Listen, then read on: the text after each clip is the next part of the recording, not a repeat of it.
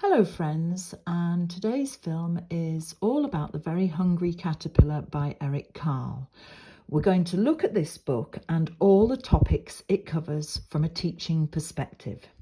It's no accident that this book has been translated into over 66 languages and sold over 50 million copies. That was at the time of making this film. It covers a wide range of topics and can be the starting point for introducing many subjects to younger children. Before I begin, I will have to start with a disclaimer. Although during the research for this film I have grown to appreciate the book and the talent of Eric himself, I have to admit that The Very Hungry Caterpillar traumatised me as a child. Which is why I've made this film, so that future teachers don't make the same mistake and traumatise other little kids in the future.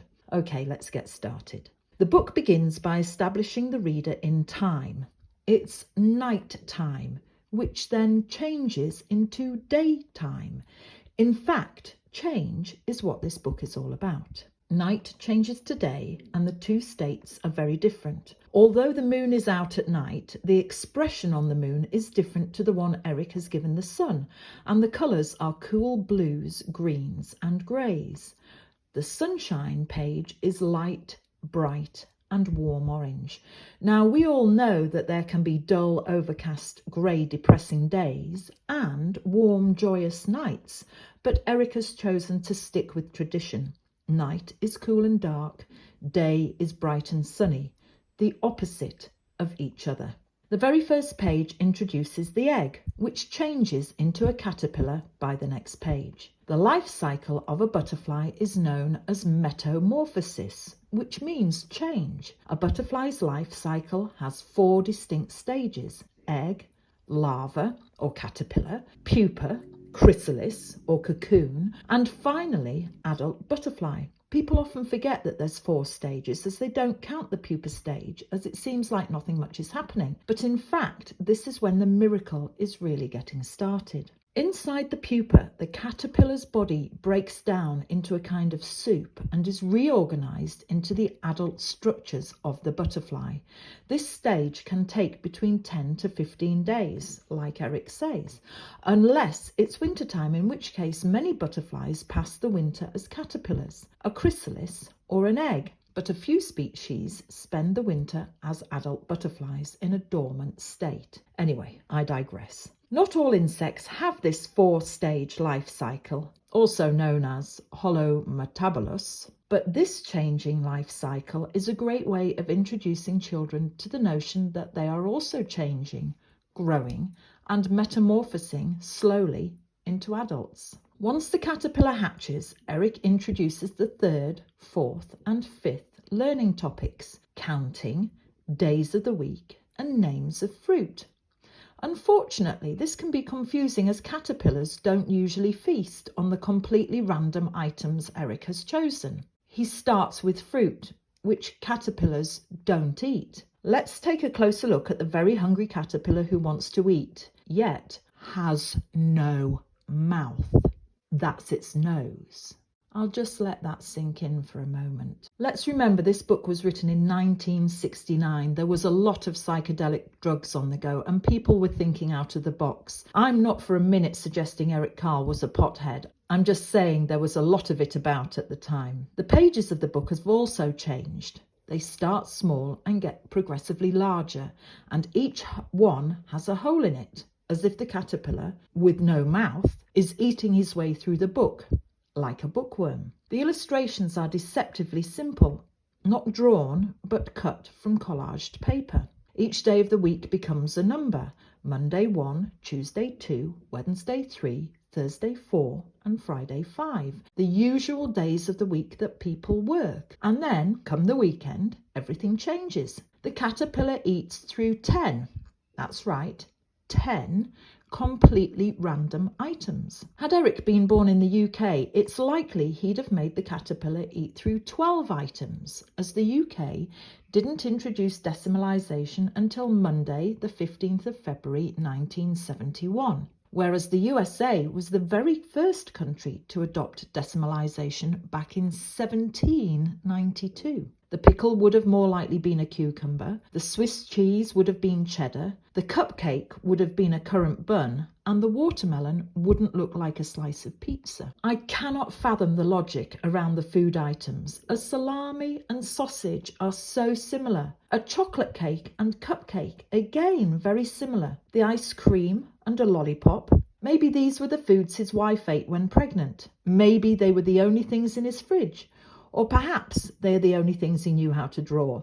Either way, there are 10 items, twice the 5 working days of the week, and it makes the weekend seem like a time to celebrate and feast. Finally, on Sunday, the caterpillar eats his way through a leaf and becomes a big, fat caterpillar. Caterpillars are indeed voracious eaters and often end up 1,000 times heavier than their original hatching weight before they build their cocoon. If the 10 random food items weren't enough to be traumatic, the final page of the book clinches it. Eric has led us to believe he's quite the expert in all manner of things, day and night, days of the week, and the life cycle of a butterfly. But has he ever actually seen a real butterfly? Eric's butterfly has its wings on upside down. I wonder, maybe it was the collages. He'd done the butterfly the right way up, stuck all the papers down, posted it off to the printer, who's dropped the final page, picked it up and hurriedly stuck the wings on the wrong way round. Maybe the book was printed before the mistake was noticed. Maybe it's because teachers read the book holding it up to children and do it upside down. Whatever the reason, we get to the final page and that poor deformed butterfly is the stuff of nightmares. I picture the conversation Eric has with his editor. Great first copy, but the wings on upside down. What do you mean upside down? Upside down, wouldn't be able to fly. Oh, drat it. We've just printed the first 10,000 copies. That's a very expensive mistake. Do you think anyone will notice? Did you notice? Anyway, all that is beside the point for Dr. Helen Adam from Edith Cowan University's School of Education. She has branded the Very Hungry Caterpillar's children's book as outdated and detrimental, as she thinks it perpetuates outdated stereotypes. Dr. Adams said, "Purely and simply, this research shows there's a lack of representation of boys and girls in non-traditional gender roles in this book. That's because it's about a caterpillar, Dr. Helen." True, Eric has personified the caterpillar and decided it is male, but it's green with a red head. There are no families with green children with red heads. Therefore, how can this book contribute to children from these families and backgrounds feeling excluded or marginalised? Dr. Helen adds that characters were usually told from a white male perspective, while also calling for more diverse stories to be told in school. This book was written 54 years ago, and all of the topics it covers still hold true today. Night follows day, there's 7 days of the week, and caterpillars turn into butterflies.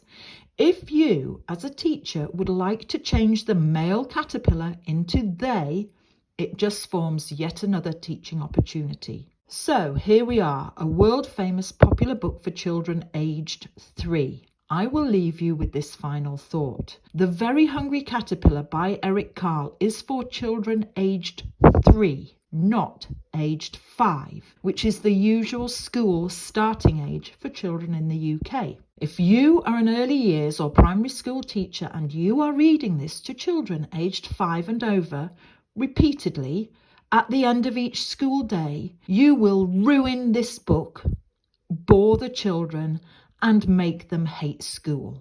Just saying. So thank you for watching my film to the end. Please like and subscribe so I can make more films for the Lovely Place channel. Bye for now.